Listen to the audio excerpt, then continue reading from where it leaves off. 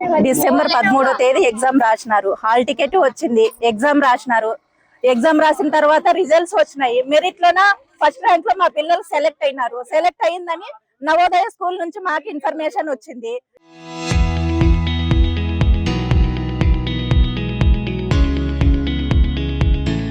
Message వచ్చింది, మీ పిల్లలు select అయినారు, మీరు వచ్చి అన్ని సర్టిఫికేట్లు సబ్మిట్ చేయమని అని చెప్పింది ప్రిన్సిపల్ మేడం.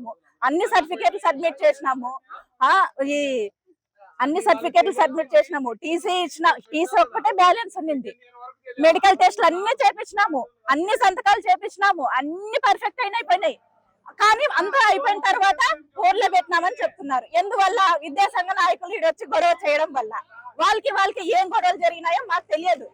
ఇంతకు ముందు 4th time, 3rd time, 2nd time రాసిన వాళ్ళే ప్రతి ఒక్కరు 80 సీట్లలో దాదాపు 60-70 సీట్లు దాకా 2nd, 3rd, 4th టైం రాసిన వాళ్ళే ఉన్నారు దీంట్లో. కావాలంటే మేము ప్రూఫ్ చూపిస్తాం. 3 సార్లు హాల్ టికెట్ వచ్చింది కానీ మా ఇంటి పక్కన పిల్లలకే వచ్చింది. ఇప్పుడు 9th, 10th ఇక్కడే చదువుతున్నారు ఆ పిల్లలు. ఆ పిల్లలు చేసిన రైట్ ఏమి, మా పిల్లలు చేసిన రాంగ్ ఏమి చూపియండి. మీకు ఒక్కటే క్వశ్చన్ వస్తుంది, 2nd టైం రాయడం తప్పు.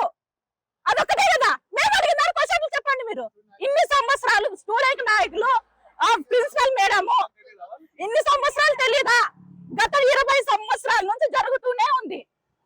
కానీ ఈ సంవత్సరం వాళ్ళకేదో డబ్బుల గురించి, ఓన్లీ డబ్బుల గురించి 40 మంది పిల్లల భవిష్యత్తు నాశనం చేస్తారు. ఎవరు సమాధానం చెప్తారు? రోడ్లు పట్టుకొని తిరుగుతున్నాం మేము. కలెక్టర్ ఆఫీస్ 4 సార్లు పోయి వచ్చినాము. ఇక్కడ పోయి వచ్చినాము. ఎవరు ధర్నాలు చేయనీయటం లేదు మమ్మల్ని. మా బాధ ఎవరు అర్థం చేసుకుంటారు? మాకు సాగే ఎక్కువైతే రోజు ఒకటి చచ్చిపోతాం.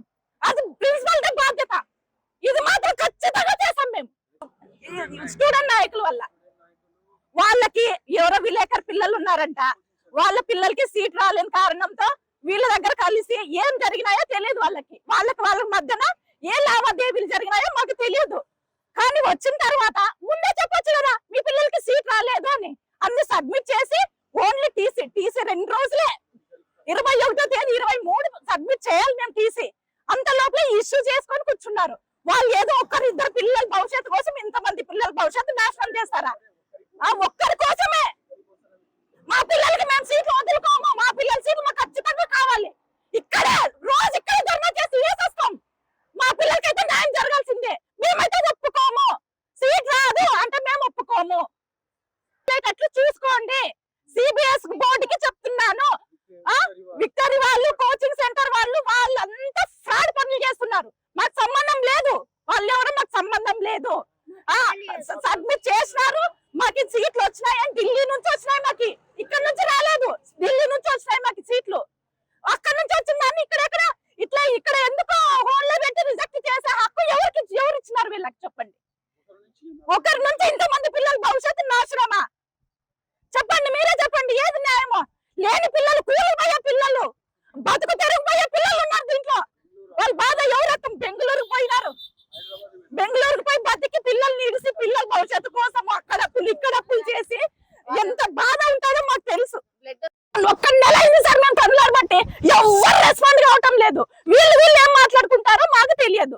మా సీట్లు మాత్రం మాకు ఖచ్చితంగా రావాలి. రాలేదని పక్షంలో ఏదో చచ్చిపోతాం. ఇది మాత్రం మొదలవు. మా పిల్లలు దొంగతనం చేసి రాయలే, కాసులు కొట్టి రాయలే, ఎగ్జామ్ పర్ఫెక్ట్ రాసినారు. రాసిన మెరిట్ స్టూడెంట్ పిల్లలు 9th వచ్చిన పిల్లలే ఉన్నారు దీంట్లో. ఇట్లా వాళ్ళని కాదని 60-70 మార్కులు వచ్చిన వాళ్ళని ఎట్లా తీసుకుంటారు? ఎట్లా సెకండ్ లిస్ట్ వస్తుంది? ఇప్పుడు సెకండ్ లిస్ట్ అసలు సరిగ్గా చదవలేరు. నా కొడుకు చిజేరు కష్టపడి ఎగ్జామ్ రాసినాడు సార్. ఎగ్జామ్ రాసి ఎలిజిబుల్ అయినాడు. ఎలిజిబుల్ అయిన తర్వాత వాళ్ళు అప్లికేషన్ ఇచ్చినారు. అప్లికేషన్ ఇచ్చిన తర్వాత కూడా మేము అన్ని ఫిలప్ చేసి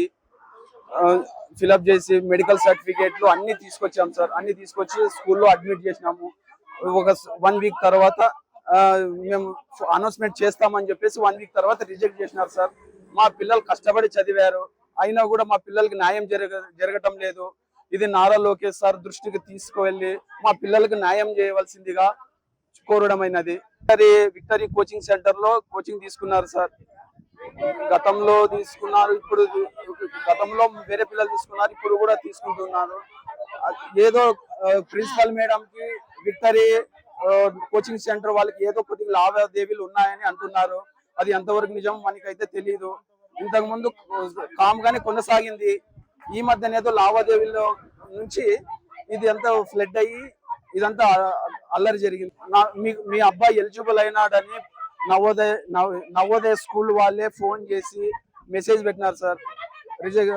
ఇదైనాడు, మంచి మార్క్స్ వచ్చాయి, 39 ర్యాంక్ వచ్చింది నా కొడుక్కి. కష్టపడి చదివి నా కొడుకు లాస్ట్ సైట్ కూడా వచ్చింది. స్కిన్ అలర్జీతో కూడా బాధపడుతూ కష్టపడి చదివి రాశాడు. దానికి మీరే వ్యవస్థ గవర్నమెంట్ వీళ్ళు నవోదయ కోచింగ్ సెంటర్స్ వాళ్ళు కానీ, నారా లోకేష్ వాళ్ళు కానీ, విద్యా సంస్థలు కానీ, విద్యాశాఖ వాళ్ళు వాళ్ళందరూ మాకు తగిన న్యాయం చేయవలసిందిగా కోరడం అనేది.